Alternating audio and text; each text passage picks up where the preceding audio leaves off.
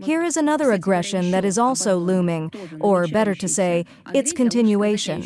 We have repeatedly said that our country is subjected to information aggression on the part of the NATO bloc and its individual members. Collective institutions and institutions within NATO are acting in an informational manner against our country. Here in the European Union, which has already become trade appendage of NATO, is preparing to ban the broadcasting of several more Russian media outlets. This is what the Bloomberg news agency reported, citing the deputy chairwoman of the European Commission, Vera Jourova. We are well aware that on the one hand, this agency has repeatedly disseminated disinformation.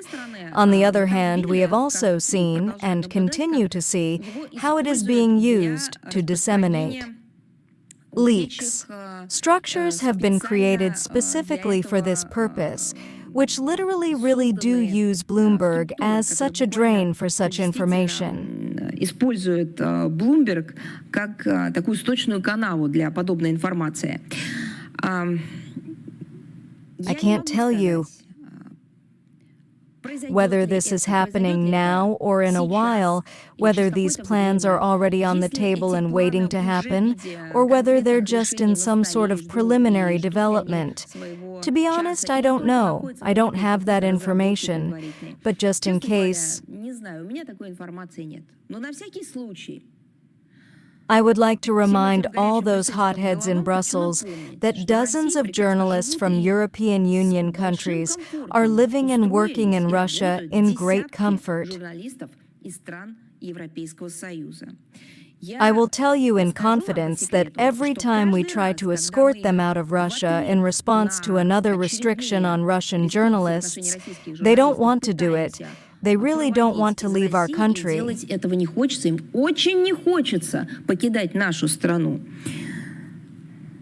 After all, they hate Russia only in their paid publications.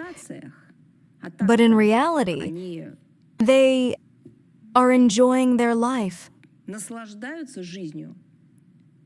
in Russia.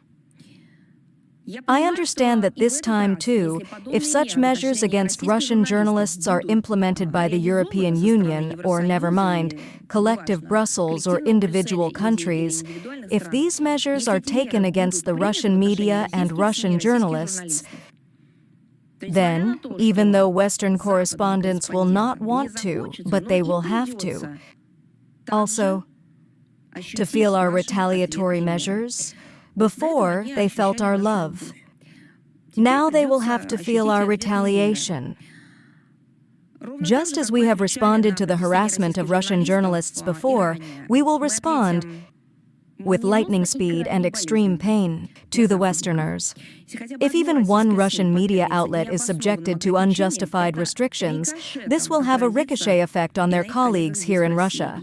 I am referring to Western journalists.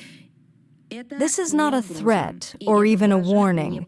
It is a statement of an inevitable scenario under certain circumstances that may be organized by the West.